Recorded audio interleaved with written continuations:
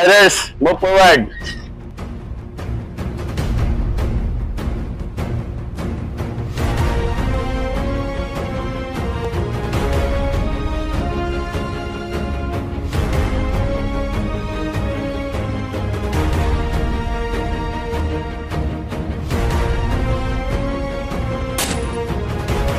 Yun.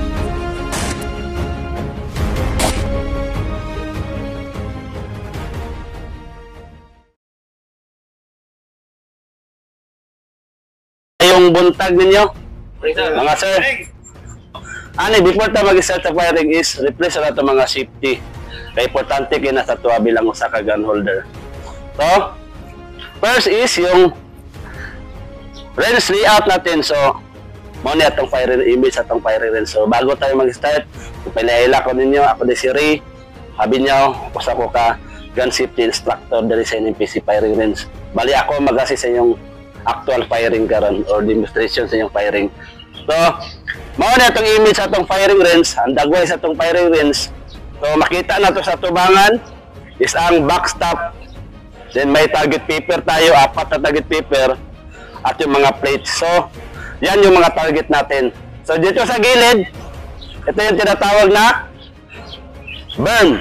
Ito yung sa gilid, yung berm. So, bawal tayo magpaputok pag nandito tayo sa center. May target yan sa gilid.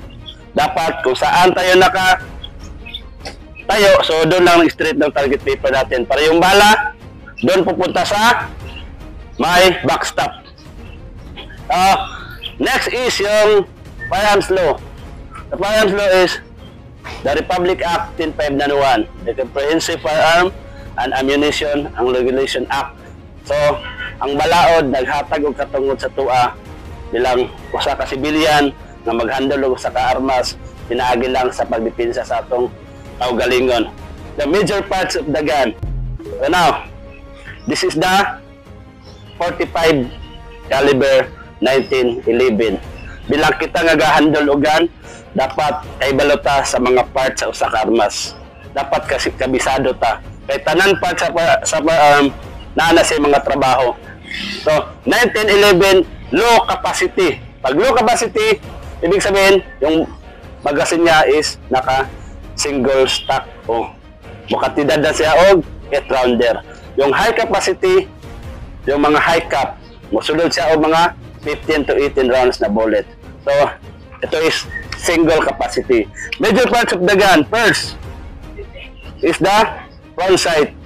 And the next is ang rear sight. So, ang trabaho ng front at rear, ito yung pang-align natin sa target. Align sa mata, patungong sa target para makatama tayo.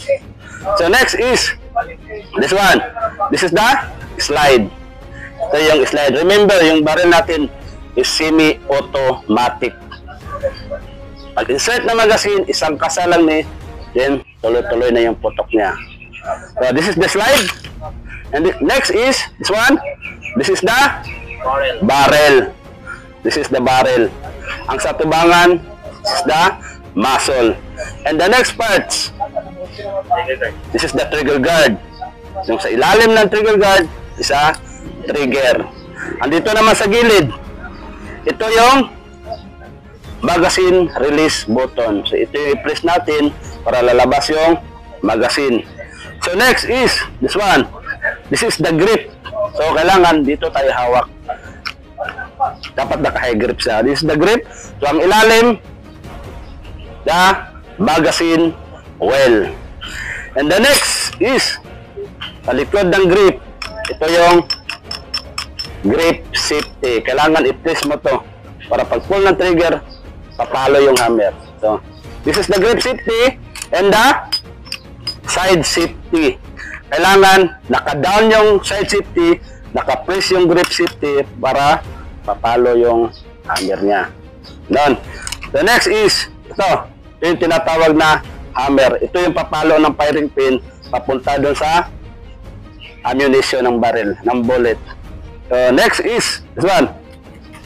This is the slide stop. So, mangyayari, mag-stop lang to, maglalak lang to, pag yung magazine natin walang bala. So, itutulak siya ng follower ng magazine. Tulad nito. Pagputok niyan, aatras to, yung slide. Pag maglalak yan, ibig sabihin, wala na siyang bala. So, ang gagawin mo lang, release the magazine. Take the chamber. It clear. Pull the trigger. So, ganun lang. So, next part, this one. This is the ejection port. So, bali dito lalabas yung basyo or live ammo. In case maputok mo na yung, matamaan mo na yung isang bagay o isang target, so gusto mo nang mag-stop, so remove the magazine. Pagkasa mo ng slide, lalabas dito yung live ammo. Dito sa ejection port. And the last part, dito sa ilalim. Yun yung tinatawag natin na chamber. Kaya pag mag-check tayo ng chamber, kailangan kakasa talaga natin. Tignan natin yung chamber niya. Huwag natin gagawin sa dalawa, tatlo. Pag naikakasa natin, hindi natin titignan yung chamber niya. Baka mag-malfunction yung structure natin. Lalo na yung mga baril na walang maintenance, walang cleaning. So, magpapalya talaga yan. Malfunction siya. Then, now, back to basic rule. The 4 cardinal rules of gun safety. First, treat all gun as always loaded. Every time maka-encounter mo gun, basta nasa na mo sa firing o talain lugar, always we have to assume ang gun nga naagoy permi sulod na bala. Now, how to check the gun? Kailan natin malalaman na wala ng bala yung baril? Una, pag hawak mo ng baril, una mo i-check yung magazine well. Kaya may guide ka. Isang daliri mo, ipasok mo lang dito sa magazine well. Pag papasok sa, ibig sabihin, walang magazine. Pero, assume, gun is loaded. Pangalawa, check the chamber. Tignan talaga natin yung chamber. Baka may isang bala sa nakapasok sa chamber. So, ang proper na pagkak ng baril, makikita nyo yung serration. I-clip mo lang dyan yung daliri mo. Irarak mo. Pack the gun. Yun. Check the chamber. It's clear. Slide down. Then point to the safe direction. Maghanap ka ng safety na lugar. Doon mo itututok, then pull the trigger. Now, para sa akin, 100% unloaded. Pero kung mabitawan ko to, ulit na naman. Gun is loaded. Ganun lang yung pagtrato ng isang baril para malayo sa aksidente. So, yung pangalawa, never point the gun to anything you do not wish or intend to destroy. So, ito yung muscle niya. So, huwag talaga natin basta-basta itututok yung baril. Lalo na pag wala tayong intensyon sa isang target, so, huwag natin itututok. So, nandun naman sa role din na sa Republic Act 591, kahit hayop pa yan, basta hindi mo gusto barilin, so huwag mo itututok, lalo na sa tao. So, nandito naman tayo sa firing range, yung limit natin is 180 degree roll. Bawal natin i-break yung 180. Or sige, naka-point 45 degree, 90, ganun lang, for safety.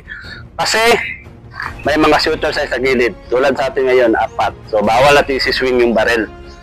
Pangatlo, keep your trigger finger of the trigger until you are ready to fire. So, this is your trigger finger, and this is your trigger guard, and this is the trigger. Sabi ng rule, trigger finger of the trigger. So, from the table or holster, pag hawak mo ng barrel, automatic yung daliri mo nakalabas dito sa trigger guard. Kaya may trigger guard siya para malalaman natin na nakapasok yung daliri natin at naka-out. So, pag naka-loaded yung barrel, so automatic, labas. Pagkasa ng barrel, out.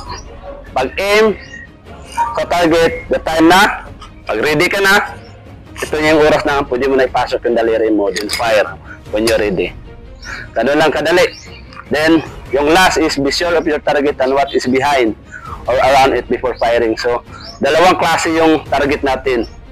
May soft cover at hard cover. So, bago tayo magpaputok, dapat makita ng mata natin kung ano yung nasa paligid o ano yung nasa likod ng target. Malay mo, makita mo, walang tao, pero pag baril mo, yung behind, soft cover lang siya. So, paano may tao sulod sa bahay? So, damay, no? Kaya puputok tayo, dapat makita natin sa ating mga mata kung ano yung nasa paligid, ano yung sa target, nasa likod, para iwas sa aksidente o mga madamay, makaprotekta sa ganiyos. So, nandito man tayo sa firing range, bawal tayo hawak ng baril pag may tao sa harap. Pag may tao sa tubangan, so, ginabawal gud sa tanang firing range na mag-handle ka o gun. So, kailangan ang gun is nara sa holster or gun table or dito sa safety area. So, bawal natin ibutang ang firearm sa table diya sa tubangan. Na pwede lang natin ilagay dyan sa iyo, ano lang, mga airmap, bag, o bullet. Fighters, move forward.